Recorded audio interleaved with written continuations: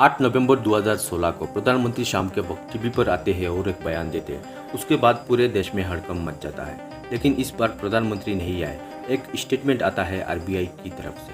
Reserve bank of India 2000 के note को market से टर्मिनेशन कर रहा है, लेकिन ये लीगल टेंडर रहेगा अभी भी। आरबीआई ने सभी बैंकों को ऑर्डर दिया है कि 2000 के नोट को इशू ना किया जाए। आखिर क्यों आरबीआई अचानक से 2000 के नोट को मार्केट से टर्मिनेशन कर रहा है और क्यों आरबीआई और सरकार ऐसा कदम उठा रहे हैं?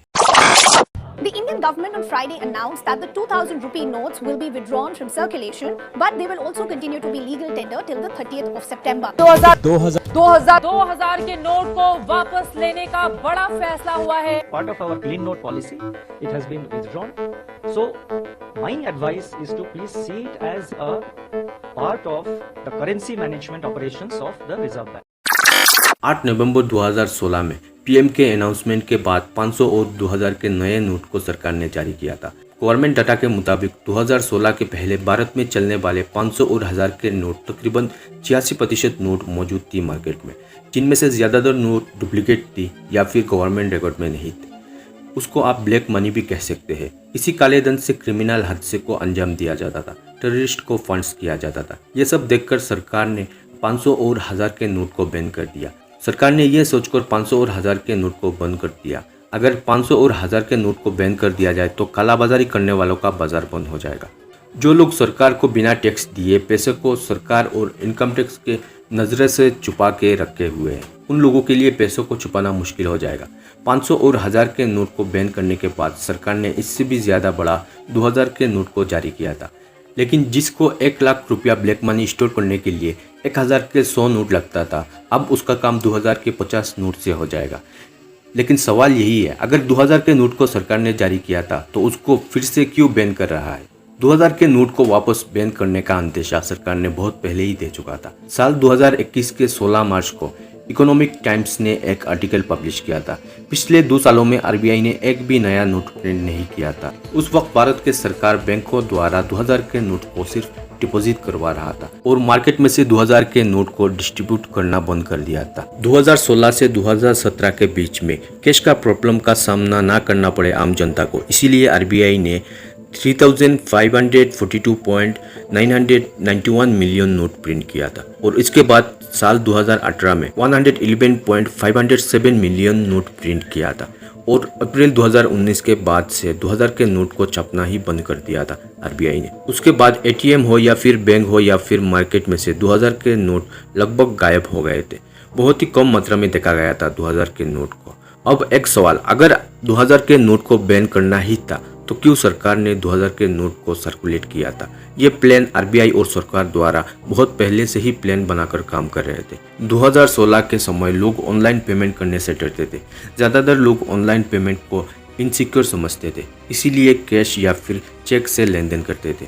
अगर सप्लाई कम होगा तो डिमांड ज़्यादा होगा, डिमांड ज़्यादा होगा तो शॉर्टेज दिखाई देगा और आरबीआई लिमिट से ज़्यादा नोट प्रिंट नहीं कर सकता, वरना इकोनॉमिक क्रैश हो जाएगा। उस वक्त आरबीआई ने मार्केट में से कैश का कमी को मेंटेन रखने के लिए 2000 के नोट को जारी किया था और वो वही समय था 2016 के जब पुराने 500 और 1000 के नोट को बैन कर दिया गया था। उस समय लोग डीमोनेटाइजेशन के कारण कैश के कमी से बहुत ही परेशान थे।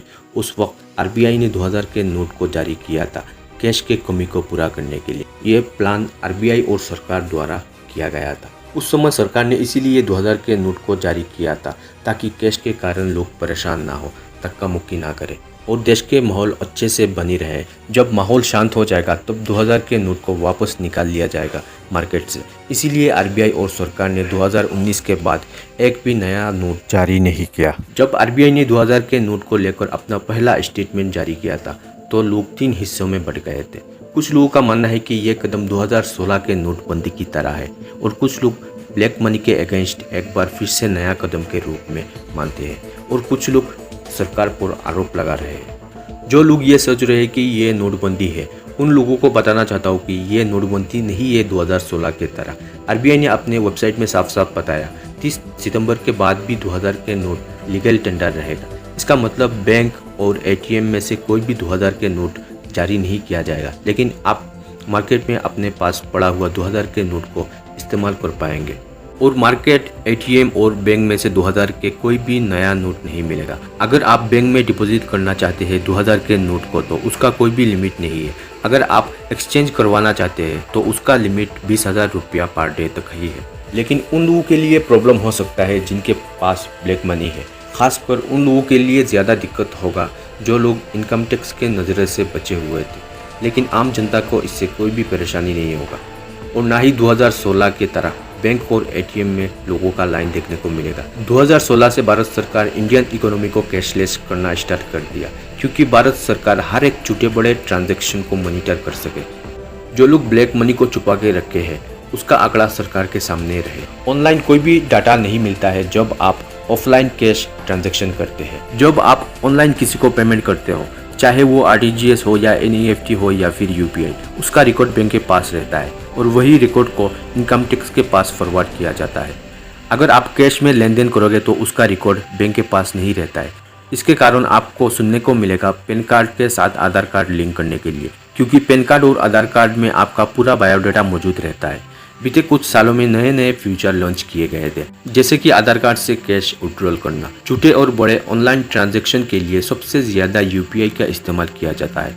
2018 और 2019 से 23% से बढ़कर 2020 और 2021 में यूपीआई इस्तेमाल करने वालों का संख्या 55% बढ़ा है। 2000 के नोट बंद होने से इस बार आम आदमी को 2016 की तरह कोई भी परेशानी का सामना नहीं करना पड़ेगा। प्रॉब्लम सिर्फ उन्हीं लोगों का हो सकता है जिनके पास ब्लैक मनी पड़ा हुआ।